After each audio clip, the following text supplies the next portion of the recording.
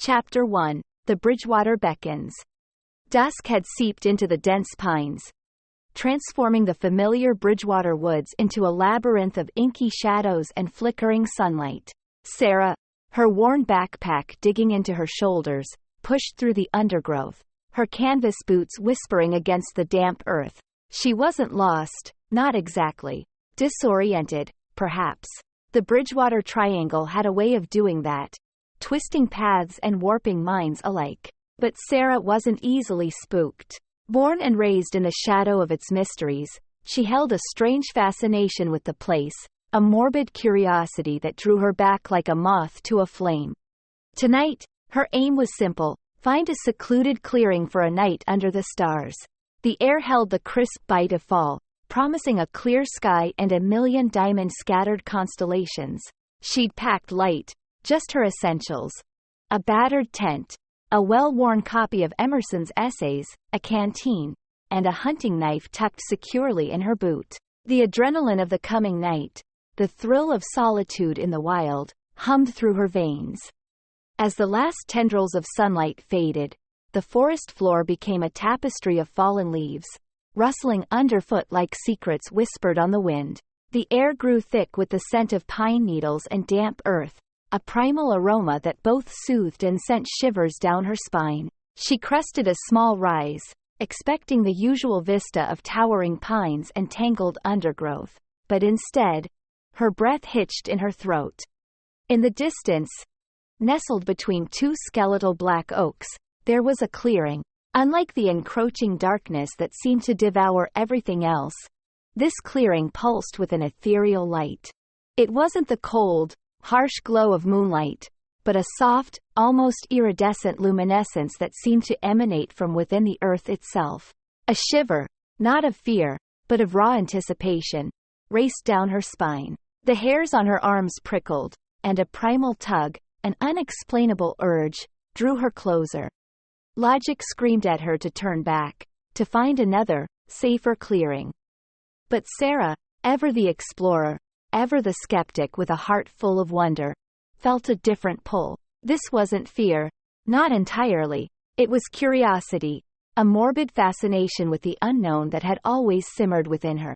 With a deep breath, she shouldered her pack and descended the slope, drawn towards the beckoning light like a moth to a flame.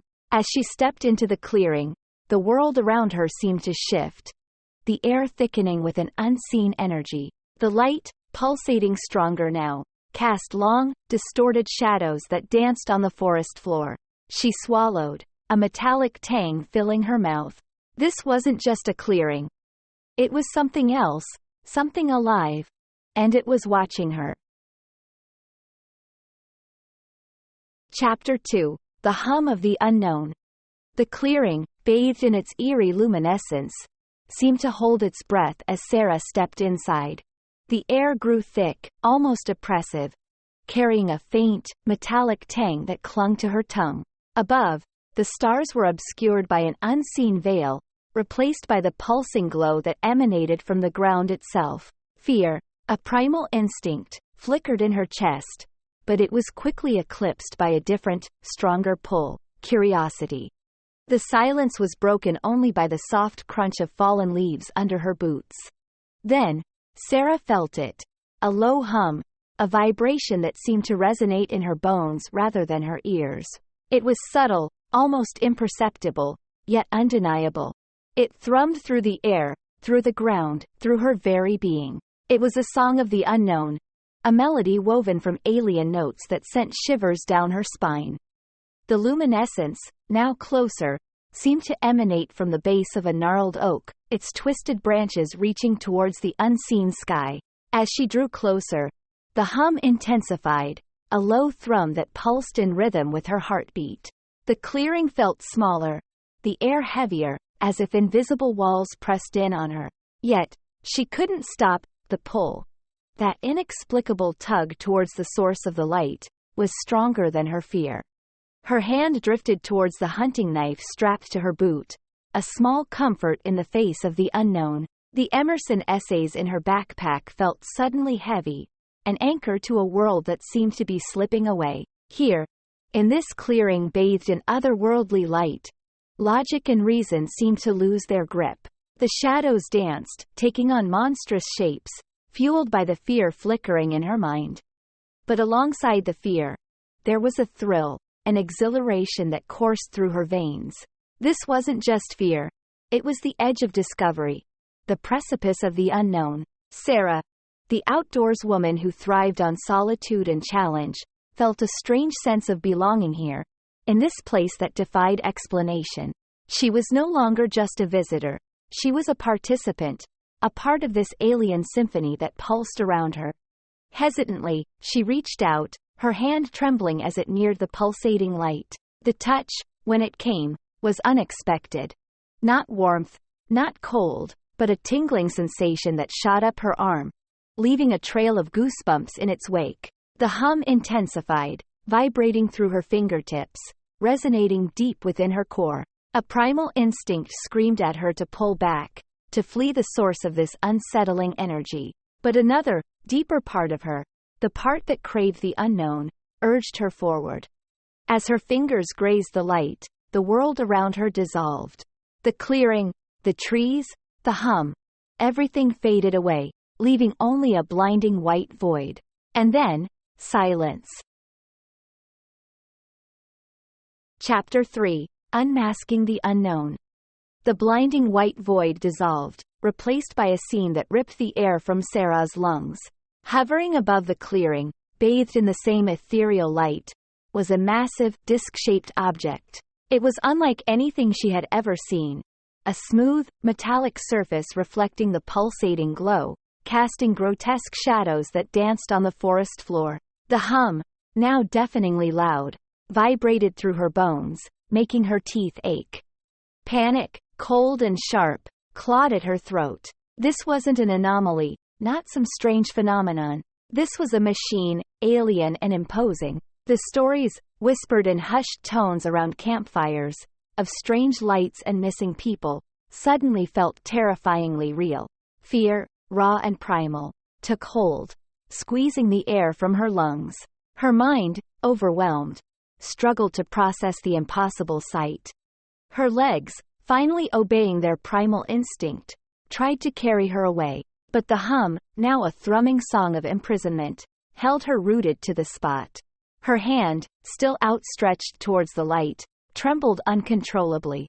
The knife in her boot felt useless, a pathetic weapon against the technological marvel hovering overhead. As if sensing her fear, the object shifted, a soft hum emanating from its underbelly. A hatch, perfectly circular, slid open with a hiss, revealing a gaping maw of darkness within. From the depths, a ramp unfolded, extending towards the ground like a metallic tongue. Then, they emerged. Figures, tall and slender, their bodies encased in shimmering suits that reflected the otherworldly light. Their heads, at least, were humanoid, bald and smooth, with large, luminous eyes that seemed to pierce through the shadows. More figures followed, their movements silent, fluid, almost robotic. Sarah's mind, already fractured by fear, shattered completely. The world tilted, colors blurring into a kaleidoscope of terror. The air grew thick, suffocating, carrying the metallic tang that tasted like fear itself. Her scream, a strangled cry of pure terror, was swallowed by the hum, absorbed by the alien presence. They were coming closer. The ramp touched the ground with a soft thud, the metallic clang echoing in the clearing like a death knell. The figures advanced, their movements silent, their eyes seeming to lock onto hers. There was no warmth in their gaze, no hint of emotion, just a cold, calculating intelligence that sent shivers down her spine. This wasn't curiosity anymore. This was raw, unadulterated terror. The kind that burrows into your bones and paralyzes you from within. Sarah wasn't a warrior, not a hero. She was a woman, alone and afraid, facing the unimaginable. And as the alien figures drew closer, the darkness in their wake seemed to whisper a chilling truth. She wouldn't be the only one missing from the Bridgewater Triangle. Chapter 4. Whispers in the Void. The figures loomed, their luminous eyes burning into Sarah's soul. Her mind, a shattered kaleidoscope of fear, offered no escape. The metallic tang in the air choked her, the hum a deafening dirge. She was frozen, a fly trapped in a spider's web, waiting for the inevitable. One of the figures stepped forward, hand outstretched. It moved with an unnatural fluidity, devoid of warmth, devoid of life. Fear, a primal scream trapped in her throat, threatened to consume her. Then, a rough tug on her arm, a jolt of pain, and the world dissolved into a blur of motion. She was dragged, kicking and screaming, onto the metallic ramp. The hum intensified, a pulsating agony that vibrated through her very being. The figures moved around her, their movements silent, efficient. They were shadows with cold, calculating eyes, devoid of any emotion she could recognize. Inside the ship, the hum transformed into a cacophony of clicks, whirring, and strange, otherworldly sounds. She was deposited on a cold, metallic table, her body strapped down by unseen restraints. The figures, or perhaps machines disguised as figures, moved around her, their movements devoid of any sound. They scanned her with devices that hummed and pulsed, drawing images from her mind, leaving her feeling hollowed out, violated. Time lost all meaning. The experiments continued, each one more invasive, more painful than the last. They prodded, extracted, analyzed, their silent observations a constant pressure on her sanity. She screamed, pleaded, begged for mercy, but her voice was lost in the symphony of alien technology. Then, blessed oblivion, darkness swallowed her whole, pulling her into a deep, dreamless sleep. She awoke with a gasp, the taste of fear lingering heavy on her tongue. Disoriented, she sat up, the cold earth pressing against her skin. The forest stretched around her, bathed in the pale light of dawn. The clearing, the ship, the figures. It was all gone, as if swallowed by a hungry dream. But the memory lingered, a cold, metallic imprint on her soul. The hum seemed to echo faintly in her ears, a chilling reminder of the night's terror. She rose, her body stiff and aching, and stumbled out of the clearing, the forest around her holding a new, ominous weight. Back in the familiar world, the sunlight seemed harsh, the birdsong jarring. Was it all just a nightmare, a figment of a tired mind? Or had something truly touched her? Something from beyond the veil of the Bridgewater Triangle? The answer, she knew, would forever remain shrouded in the shadows, a chilling whisper in the vast unknown. Chapter 5. Scars and Shadows. Days bled into weeks, a blurry haze of exhaustion and fear. Sarah stumbled through the woods, driven by a primal urge to escape, to put as much distance as possible between her and the clearing. Sleep was a haunted refuge, filled with nightmares of cold metal and silent figures. The hum, once a terrifying symphony, now echoed faintly in her mind, a constant reminder of the ordeal. Finally, after what felt like an eternity, she stumbled onto a familiar path, a beacon of civilization in the wilderness. A ranger, his weathered face etched with concern, found her huddled by the roadside, trembling and incoherent. The words tumbled out, a disjointed narrative of lights, figures, and fear. He listened patiently, his skepticism masked by a gentle understanding. He called for help, and soon, she found herself in a sterile hospital room, the hum replaced by the monotonous beep of a heart monitor.